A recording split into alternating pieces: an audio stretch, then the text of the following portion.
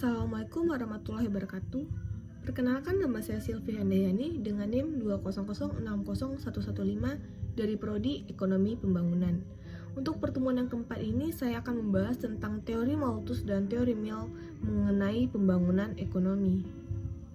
Yang pertama yaitu teori Malthus tentang pembangunan ekonomi. Thomas Robert Malthus, nama yang selalu dikaitkan dengan teori terkenal kependudukannya, sangat memperhatikan pertumbuhan yang jelas dan sistematis, ketimbang berbagai teori ekonomi yang ada pada zamannya. Isi dari teori Malthus tentang pembangunan ekonomi yaitu yang pertama konsep pertumbuhan.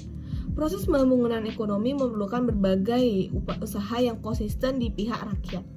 Perekonomian mengalami kemerosotan beberapa kali sebagai mencapai tingkat tertinggi dari pembangunan. Proses pembangunan adalah suatu proses naik turunnya aktivitas ekonomi, lebih pada sekedar lancar tidaknya aktivitas ekonomi.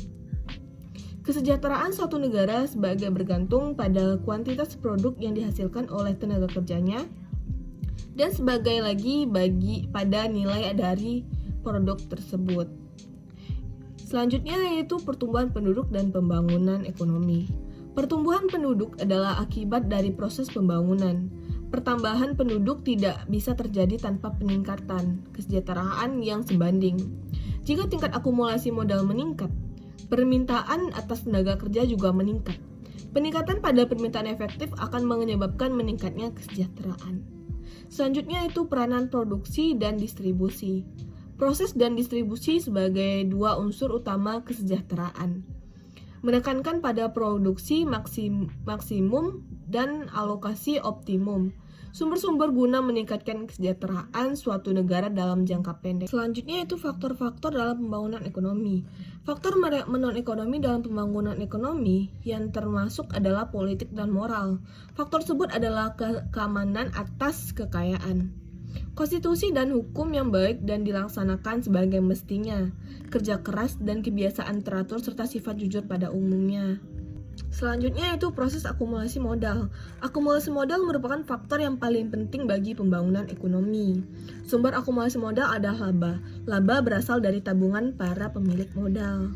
Selanjutnya itu kekurangan permintaan efektif. Permintaan efektif atau konsumen rendah menyebabkan turunnya harga laba, tabungan, investasi, dan akumulasi modal. Selanjutnya itu stagnasi ekonomi. Persediaan yang melimpah dan konsumsi yang rendah dengan demikian akan menimbulkan stagnasi ekonomi. Kesimpulannya, rendahnya konsumsi atau kurangnya permintaan efektif yang menimbulkan persediaan yang melimpah merupakan sebab utama dari keterbelakangan. Penilaiannya yaitu yang pertama, stagnasi reguler tidak mendekat pada akumulasi modal. Yang kedua, pandangan negatif terhadap akumulasi modal. Yang ketiga, komoditi tidak dipertukarkan dengan komoditi secara langsung. Yang keempat, konsumen tidak produktif memperlambat kemajuan. Dan yang terakhir, dasar tabungan berisi 1.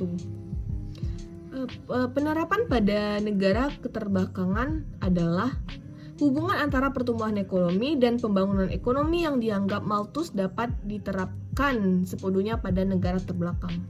Di negara yang hanya mengalami pertambahan penduduk saja, usaha peningkatan kesejahteraan akan berjalan dengan lambat. Jadi untuk teori Malthus ini sangat bisa diterapkan di negara terbelakang.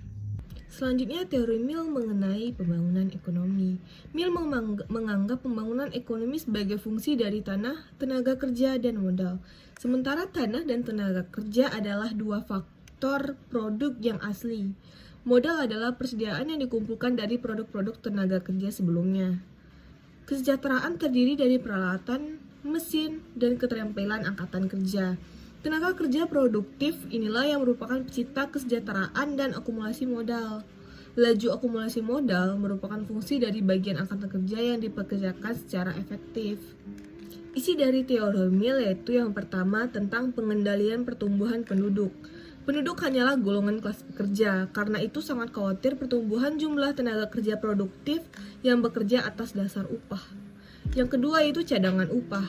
Upah dibayar dari modal. Upah dibatasi oleh cadangan modal yang ada dipersiapkan untuk membayar upah. Pendapatan yang diinvestasikan sebagai persekat upah kepada pekerja yang menciptakan pekerjaan. Jadi naiknya investasi menyebabkan naiknya cadangan upah dan kemajuan teknologi. Yang ketiga yaitu laju akumulasi modal. Akumulasi modal tergantung pada yang pertama jumlah dana yang dapat menghasilkan tabungan atau besarnya sisa hasil usaha. Yang kedua, kuatnya kecenderungan untuk menabung. Walaupun modal adalah hasil dari tabungan, namun modal tersebut dipergunakan. Ini berarti tabungan adalah pengeluaran. Kuatnya kecenderungan menabung tergantung pada tingkat laba dan keinginan untuk menabung. Bila laba naik atau upah naik, tingkat laba akan naik yang pada gilirannya menaikkan akumulasi modal. Yang keempat yaitu tingkat laba. Kecenderungan menurunnya laba dapat dicegah dengan sejumlah faktor, yaitu faktornya yang pertama, kerugian modal pada masa krisis, perbaikan teknik, perkembangan perdagangan luar negeri, pinjaman pemerintah untuk pengeluaran yang tidak produktif, dan yang terakhir adalah dengan mengekspor modal ke luar negeri, jajahan untuk memproduksi barang konsumsi guna keperluan negara asal. Yang kelima yaitu keadaan stasioner. Keadaan stasioner pada akhirnya akan membawa ke arah perbaikan distribusi, pendapatan dan upah bagi tenaga kerja. Dalam keadaan stasioner, penduduk maupun stok modal tidak mengalami kenaikan. Laba mencapai tingkat minimum yang perlu untuk cegah di saving neto oleh perekonomian secara keseluruhan. Dan yang keenam yaitu peranan pemerintah. Campur tangan pemerintah perlu untuk memperbaiki redistribusi pemilik sarana produksi dengan rencana-rencana seperti pembagian laba dan kerjasama. Selanjutnya penilaian. Tidak semua teori itu bersifat positif, pasti ada negatifnya.